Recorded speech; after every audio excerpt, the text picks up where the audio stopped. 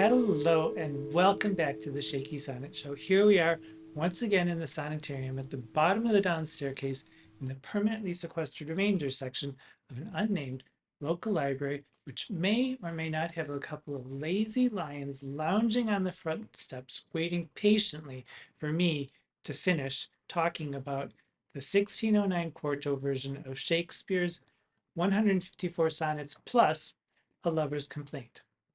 Well, prick up your ears, lazy lions. Today, we dispense with A Lover's Complaint and bring the Shaky Sonnet Show to a proper close. Now, if you're tuning in for the first time and have no idea who I am or what I'm talking about, then feel free to browse around on my playlists and you'll see that I've discussed all 154 sonnets of Shakespeare's 1609 Quarto, and you may also find some lip syncs that I have done of actors and poets reading poetry, as well as a few other bits and bobs of literature or literary discussions. So help yourself to the playlists and welcome to the last show of the Shaky Sonnet Show. I've been away for a little bit, and part of the reason that it's taken me so long to get to A Lover's Complaint, the last poem in the 1609 Quarto, is because I took some time off to write a novel. And while I was writing that novel, another novel, an older novel that I had written, was accepted for publication by Delphinium Books to be published in fall of 2025. So I am pleased as punch to have my book published by Delphinium Books because I'll be in the company of writers like Jessica Treadway, Lynn Sharon Schwartz, and Allison Lurie. And so that will be coming out in fall of 2025. And so I've been a little bit waylaid and a little bit lazy in terms of the sonnets, but here we are, finally at A Lover's Complaint. One more reason why it may have taken me a bit longer to get to A Lover's Complaint, or to fully discuss it at least, is because I didn't quite know how to grapple with its sizable length, something from which I don't usually shy, but I do love a challenge, and so here we are today talking about A Lover's Complaint. A Lover's Complaint is a long poem that follows the 154 sonnets in the, again, 1609 Quarto version of Shakespeare's sonnet series.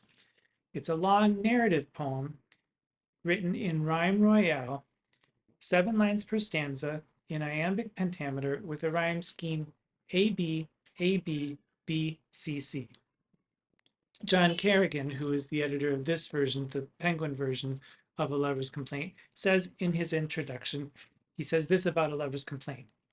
Poorly edited because thought peripheral. The text has stayed peripheral because poorly edited.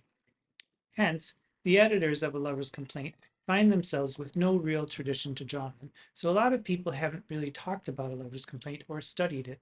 So I'm helping out in that effort today. Part of its sideline status has to do with the fact that many people, for various reasons that I will not bore you with today, doubted that Shakespeare wrote it. But, and it's a magnificently big but, in the 1960s, 2 New Zealand scholars, Kenneth Muir and MacDonald P. Jackson, cast away all doubt about Shakespeare's authorship. Based on parallel passages in other Shakespeare works, recurring images in other Shakespeare's work, and distinctive vocabulary also in other works of Shakespeare. And this, their supposition or their proof was further supported by work in 1973 by a scholar named Elliot Slater that showed, I quote, a statistically highly significant association in A Lover's Complaint with the third quarter of Shakespeare's career. And that would include plays like Hamlet, Troilus and Cressida, All's Well That Ends Well, and possibly Lear and Cymbeline. So that is that. Shakespeare is identified as the author of A Lover's Complaint. No doubts about it anymore. In his introduction, John Kerrigan also clears up confusion some readers may have had about why this long narrative poem is tacked on to the 154 sonnets, which seem to be self-contained and worked very well by themselves. And he points out that the complaint genre flowered afresh, as he says, in the 1590s. And so Shakespeare jumped on the bandwagon. And it all started with Samuel Daniel's Delia, published in 1592, which consisted of 50 sonnets, followed by a short Anacreontic ode, followed by a substantial poem in rhyme royale called The Complaint of Rosamond. But wait a minute, what was that? 50 sonnets followed by what kind of an ode? An Anacreontic ode. Yes, we have heard that term before, but I think that it's a good time for a refresher with a little bit of a refreshment to go along with that refresher.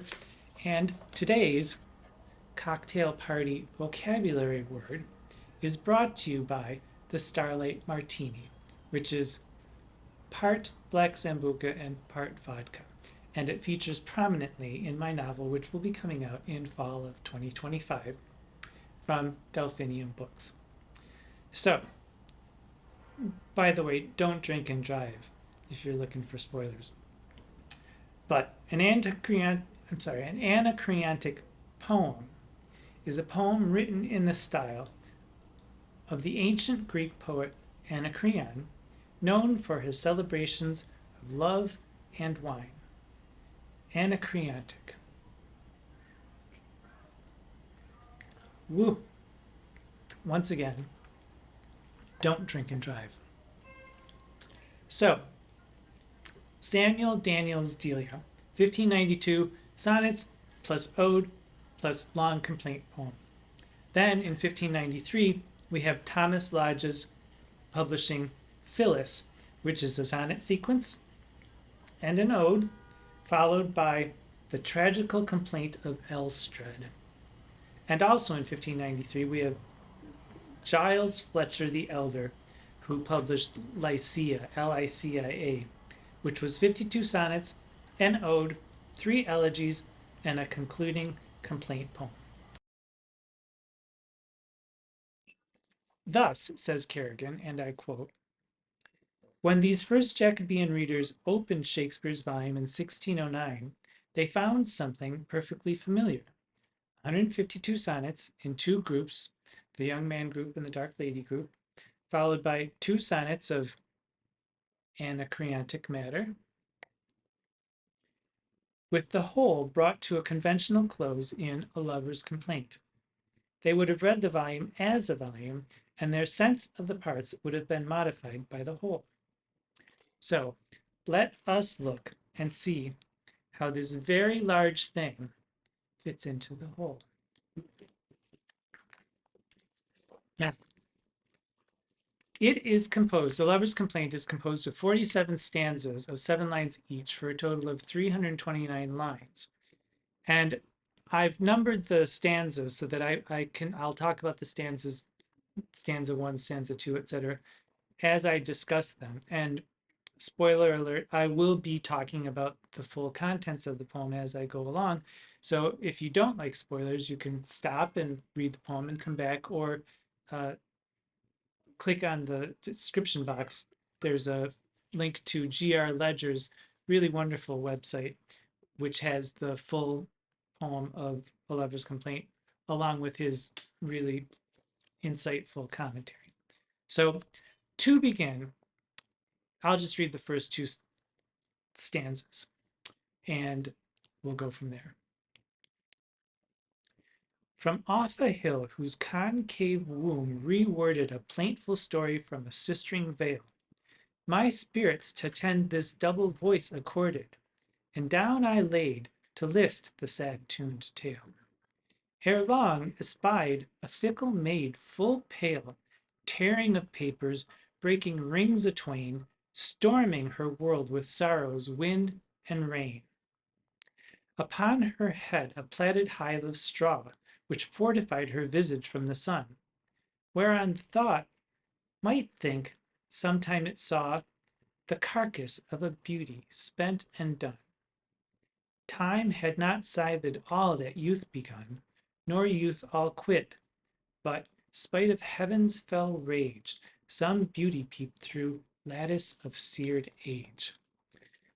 So from the get-go, we have the poet as an eavesdropper rather than as a participant in the drama unfolding.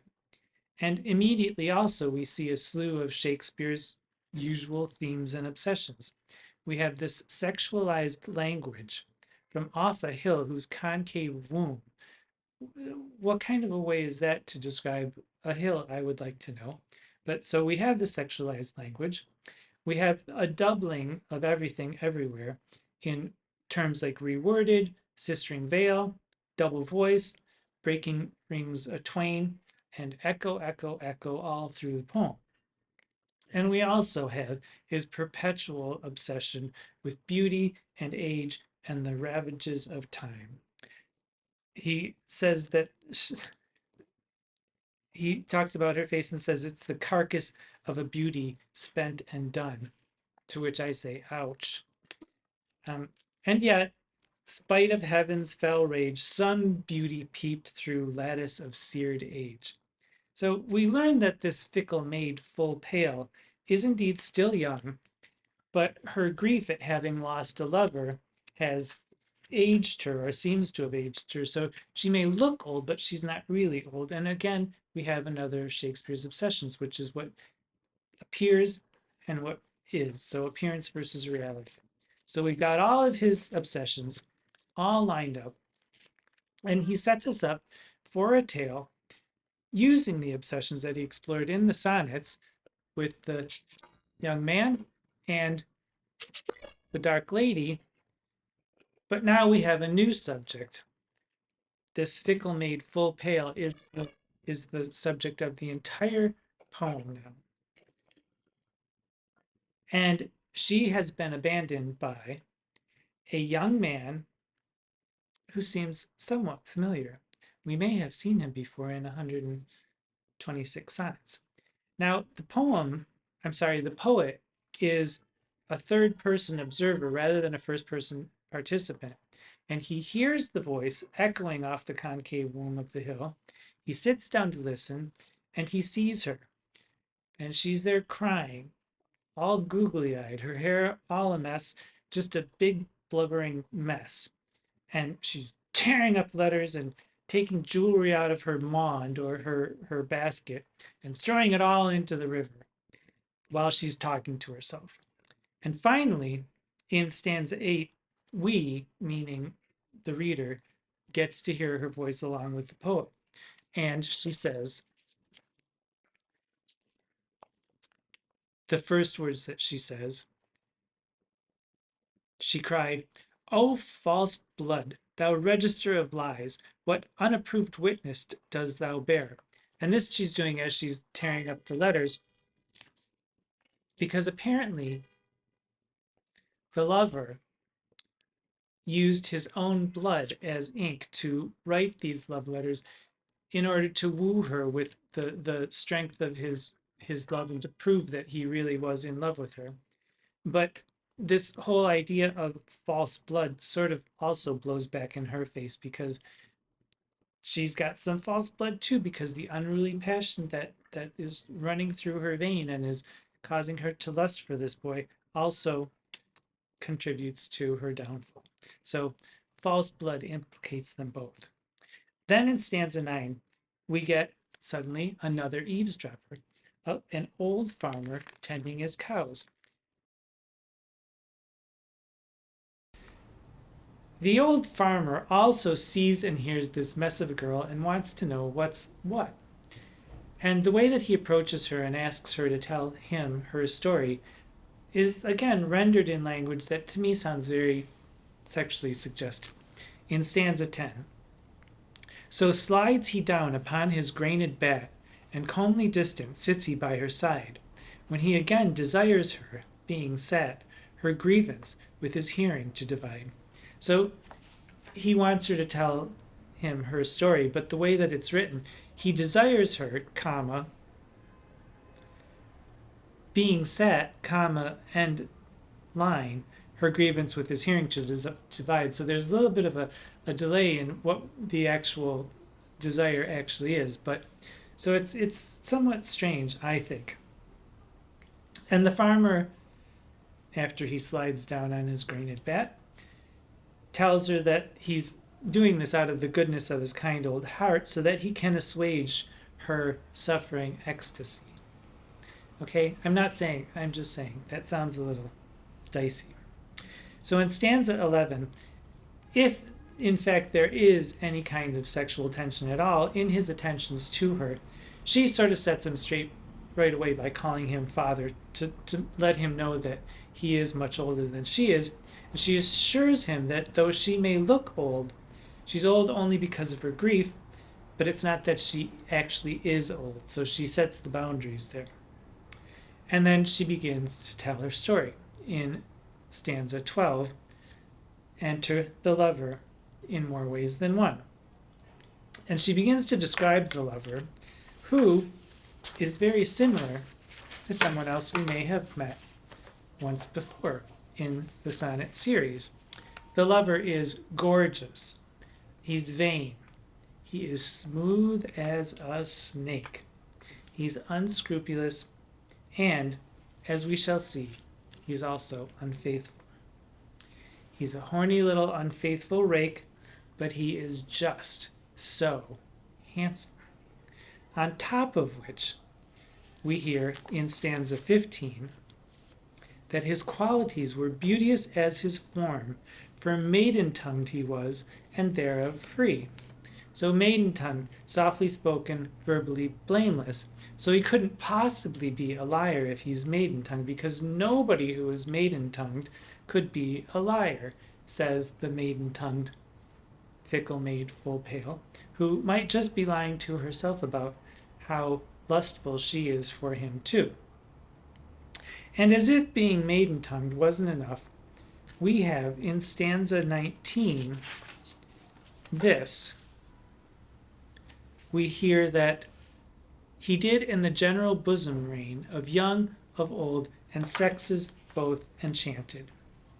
Does this sound like anyone we may have seen before? Anyone? Anyone? Anyone? Say in sonnets 1 through 126, maybe especially in sonnet 20, where we get this. We have the poet saying to this fine young man, a woman's face with nature's own hand painted hast thou, the master mistress of my passion, which steals men's eyes and women's souls amazeth. So, amazeth away, son. This young man seems to get around.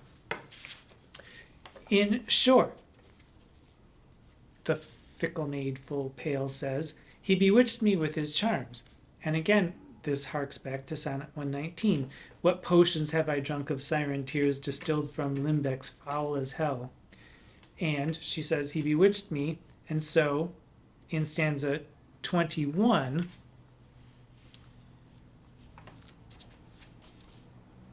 I threw my affections in his charmed power, reserved the stock, and gave him all my flower.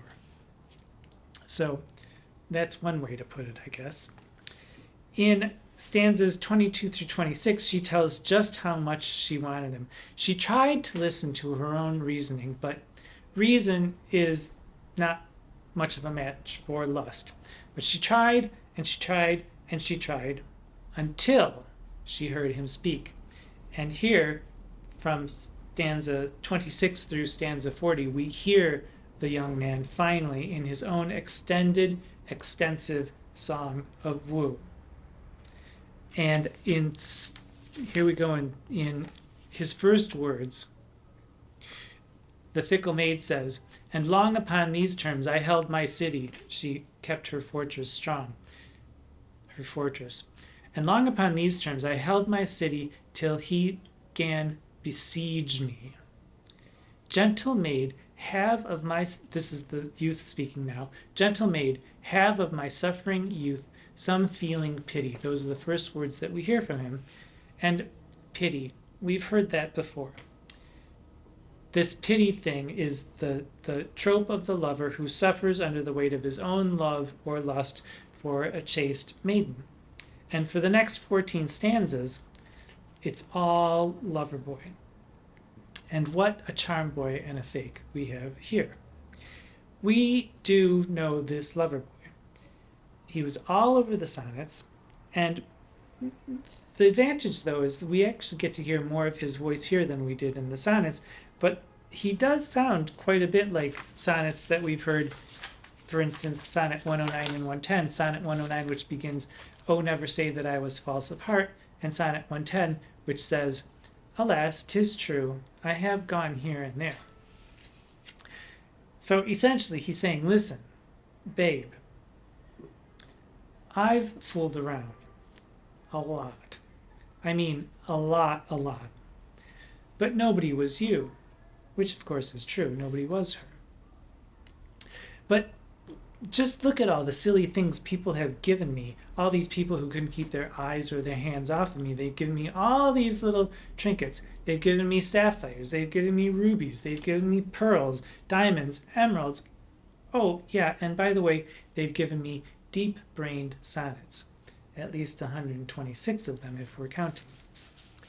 And then we get this tidbit of his history in stanza 38 when he says, and I will summarize, "I know you are strong in your virtue, but listen, I've seduced a nun, and if she can give it up, so can you, for the greater glory of good sex, I imagine."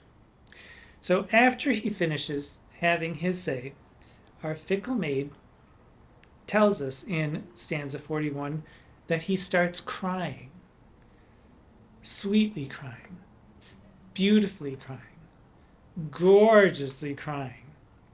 So she says, "How could I resist?" And she bemoans in stanza 42, "Oh, Father, what a hell of witchcraft lies in the small orb of one particular tear." Again, harking back to Sonnet 119, "What potions have I drunk of Siren's tears distilled from limbecks, foul as hell?" And once again, we get one of Shakespeare's wonderful tricks, which is that he packs this abstract enormity of a hell of witchcraft into the tiniest of tiny concrete images, one particular tear. And I find that really quite amazing, and it's just one of the many wonders of this poem. So from stanza 42 through 46, she describes her fall.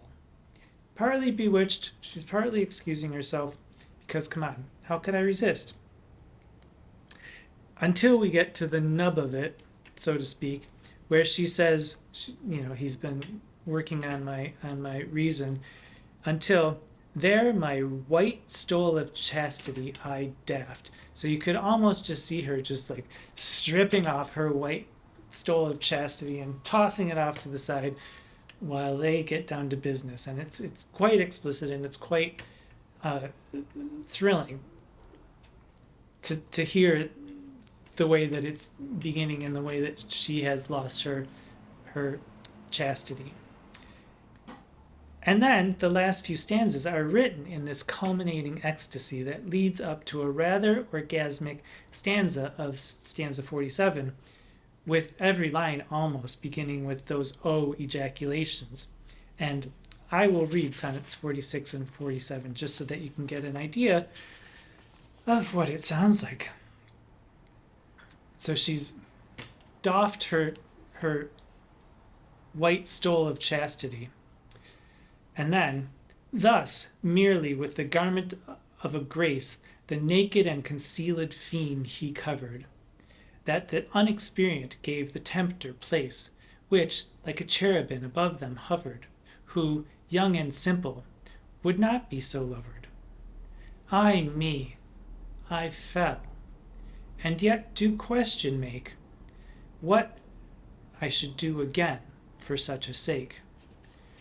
Oh, that infected moisture of his eye. Oh, that false fire which in his cheeks so glowed. Oh, that forced thunder from his heart did fly. Oh, that sad breath his spongy lungs bestowed. Oh, that all that borrowed motion seeming old would yet again betray the fore betrayed, and new pervert a reconciled maid. Oh, I'm just saying.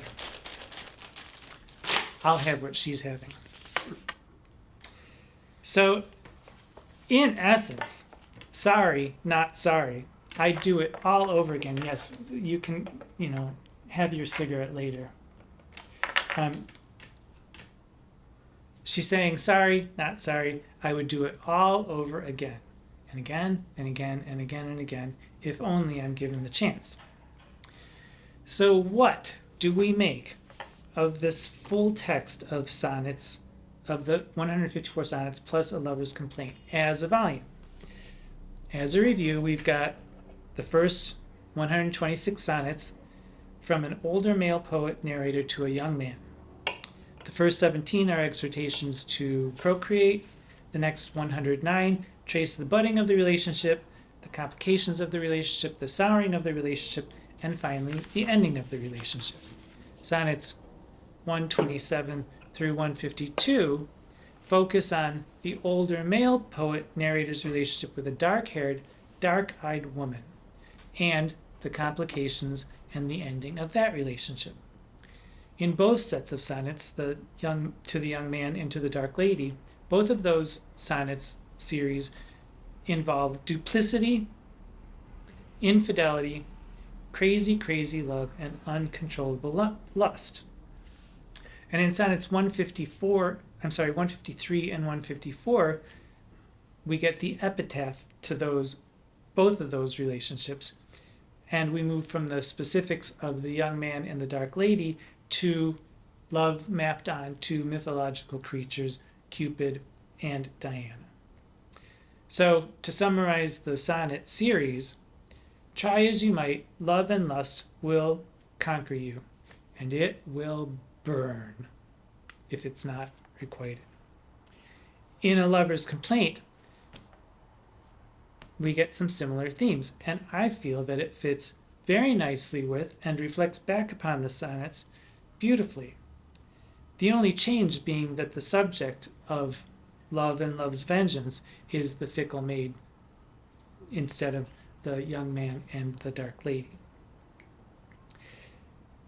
And the fickle maid in Lover's Complaint is a fourth character, and she is very much like the narrator in sonnets 1 through 152.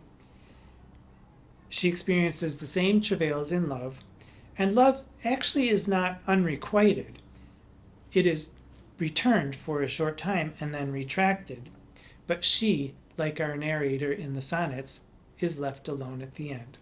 And she, like the poet in the sonnet series, would do it all over again if given the chance. Ah, love. Ah, lust.